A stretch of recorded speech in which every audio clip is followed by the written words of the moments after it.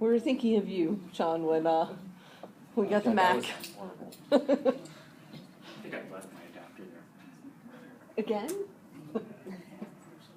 No, I left my adapter at the repositories conference. I didn't have it received. Yeah. Should. It's this guy. Oh, yeah, that's which one is this?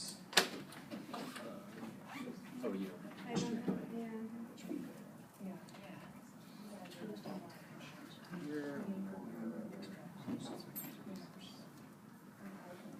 Sorry about that. There you go. You're up. You're up.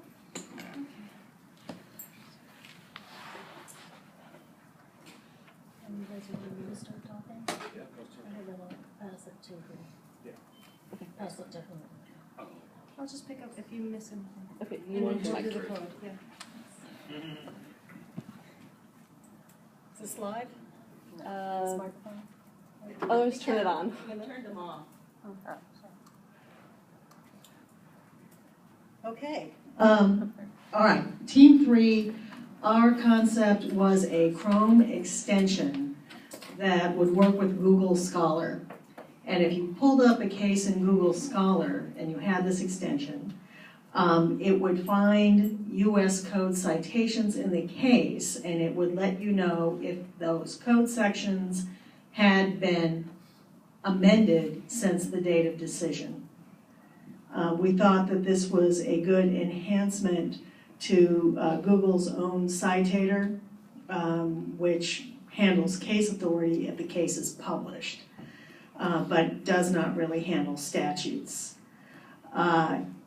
We worked on this for a bit, and we thought it could be expanded on in a few ways. We could check not just the section, but the chapter to see if anything in that code section's chapter had been changed since the date of decision. It's also possible for it to be expanded to various state codes, provided they were online in some official form that was good enough to work with the extension. We are working with the code on FDSys because it is official, and also because it has XML coding that indicates where the sections are, the chapters, the titles, parts, subtitles, etc. Hi, I'm Lucy. I'm part of the team. As you can see, the US code there is mentioned, but we have no idea if it has been amended since this case was decided in 2000. So Sean and Elliot worked on creating a JavaScript command that would pull the case decision date and all the US code dates, the references that were within the opinion. That information would be sent to another server where our other team member, Artie, had generated some Python code which would compare the dates, checking to see if the law had been amended. If the law had been amended, then the JavaScript command would be able to generate a colored link with the location of the amended code in the FedSys system. Yeah, amazing. So thanks for going over the actual basics of how it works.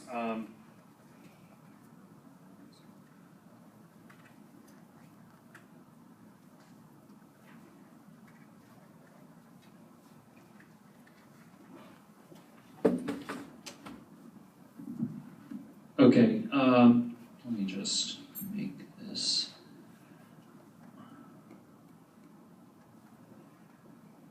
Is that a little better? Can you guys see that?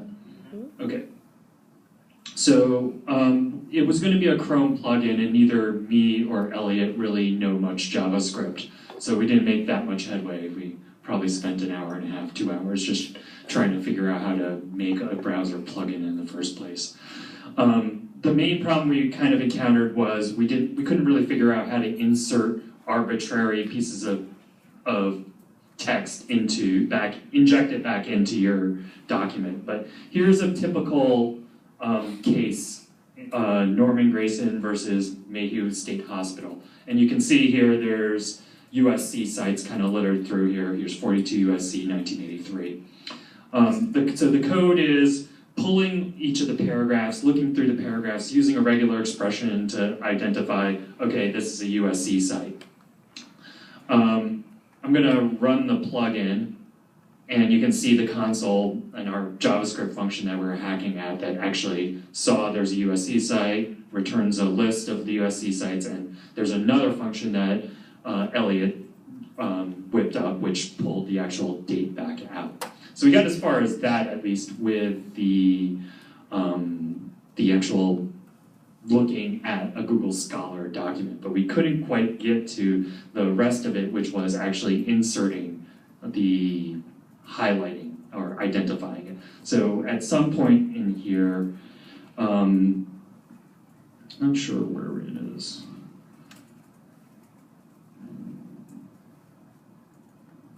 Oh, there it is.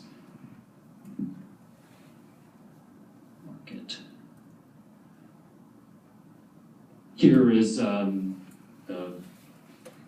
I don't know if Elliot wants to explain very much of it, but he was basically going to go through and pull out exactly, go through our list of citations and then mark in and insert the pieces of markup, which would then hopefully eventually do what we were originally planning to do, which was have a highlight over and a link talking about whether the actual site was good or bad.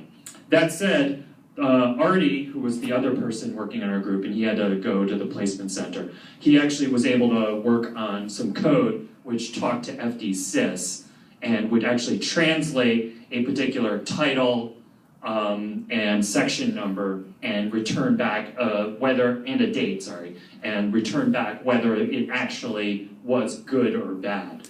So I kind of hacked that into a simple web server, and so you can see there's the URL, and then we're passing the title number, the section number, and the year, and it returns a value, and the best part is it actually returns back the new current code section. So if we go there, and I pasted that in, that should just go to the part of the USC that deals with court librarians, which is kind of nice. But in this case, we can see, okay, 1981, has it been updated? Yes, it most likely has. If I ran the same thing with a parameter of 2014, it actually returns no, it actually hasn't been updated. So we got the server, we got the plumbing, we just couldn't get the actual browser plugin to work. But that would be nice. Any questions? Sorry. Okay. Crickets. But how much longer do you think it would have taken you to get it to function? Not very long if we knew JavaScript. Yeah, we were learning by doing for some of the Chrome extension part, so it's tough to say. I'm sure a JavaScript master would be able to do it pretty quickly.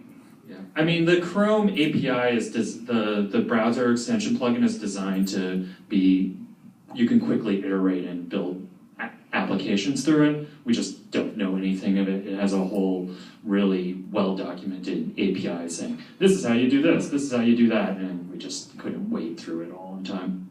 Okay. But we were actually to show we could get something out. Yeah. Okay. Thanks. Thank you.